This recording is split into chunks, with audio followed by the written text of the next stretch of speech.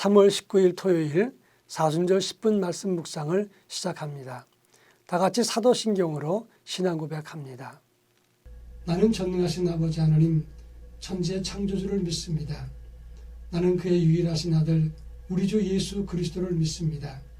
그는 성령으로 잉태되어 동정녀 마리아에게서 나시고 본디오 빌라도에게 고난을 받아 십자가에 못 박혀 죽으시고 장사된 지 사흘 만에 죽은 자 가운데서 다시 살아나셨으며 하늘에 오르시어 전능하신 아버지 하나님 우편에 앉아 계시다가 거기로부터 살아있는 자와 죽은 자를 심판하러 오십니다.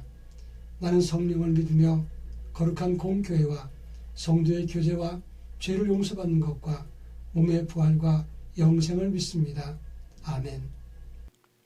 찬송가 150장 갈보리 산 위에 찬송가 150장을 다 같이 부릅니다.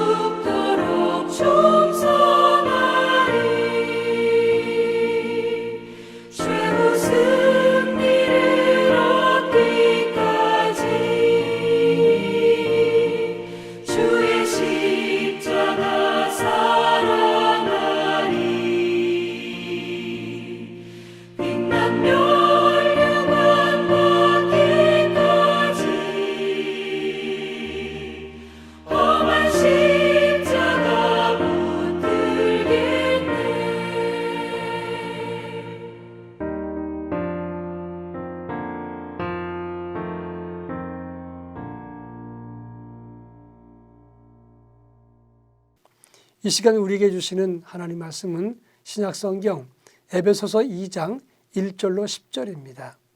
에베소서 2장 1절로 10절 말씀을 한 절씩 교독합니다. 제가 전체를 읽겠습니다.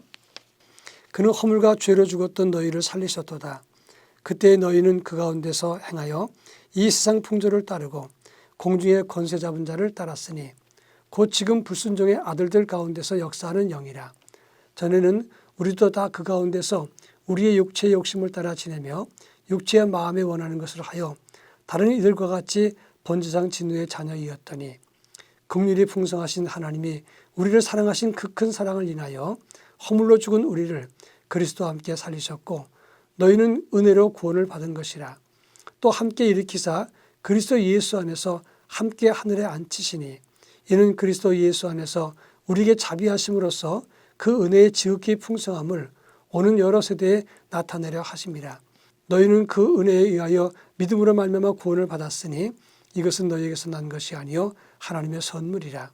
행위에서 난 것이 아니니 이는 누구든지 자랑하지 못하게 함이라.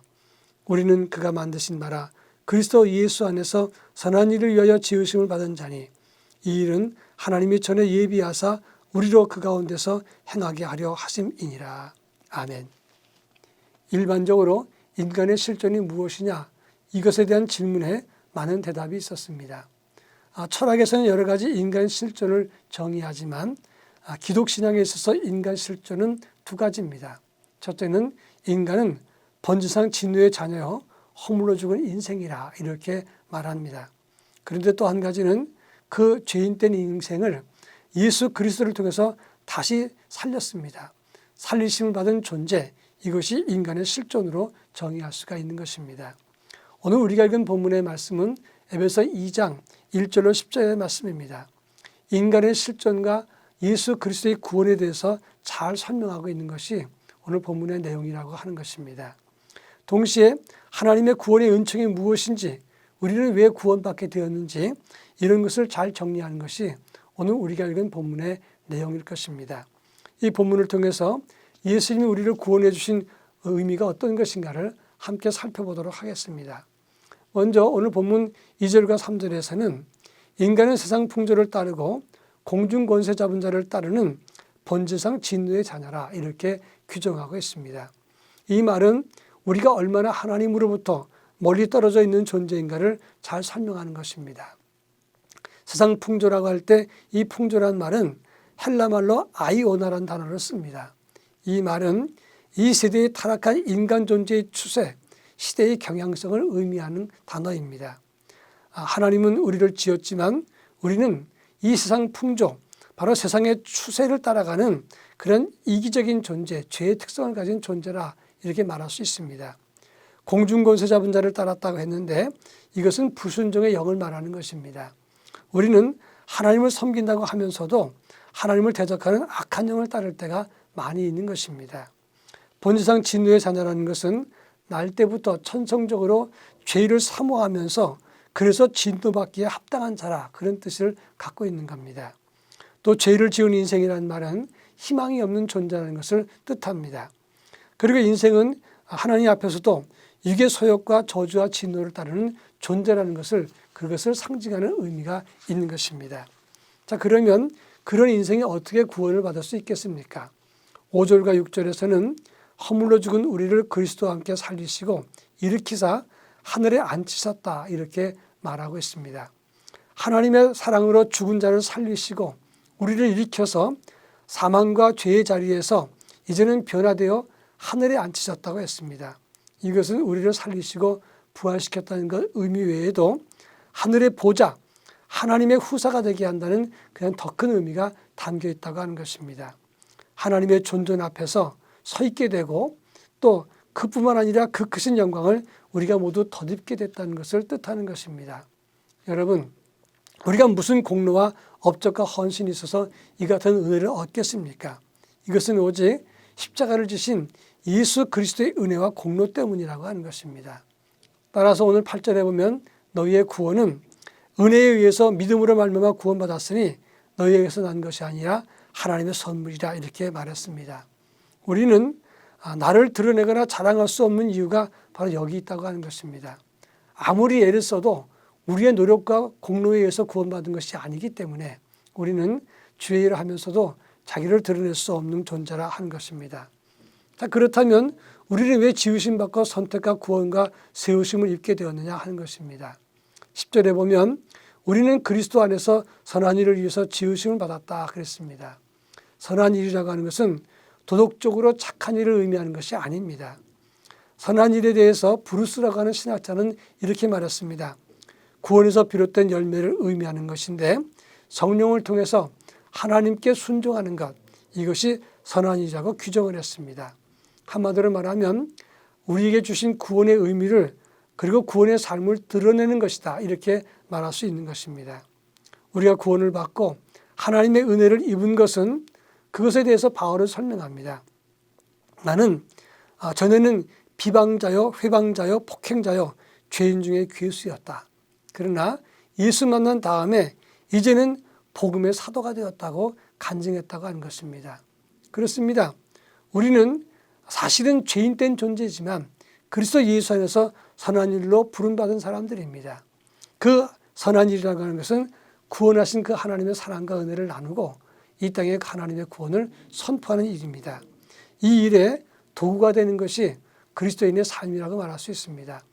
사순절 하나님의 선한 일의 도구가 되어서 그리스도의 구원을 사람들에게 알리고 묵상하는 하나님의 도구가 될 수 있기를 바랍니다. 다 같이 기도합니다. 사랑 많으신 하나님 아버지, 사순절 기간 동안 예수 그리스도의 십자가의 구원을 묵상하고 동시에 하나님의 선한 일에 부름받은 것을 기억하면서 그리스도의 복음과 사랑을 나눌 수 있도록 저희들에게 은혜를 더하여 주옵소서. 오늘도 생명의 복음을 품고 이것을 드러내는 삶을 살도록 이끌어 주옵소서. 예수님의 이름으로 기도합니다. 아멘.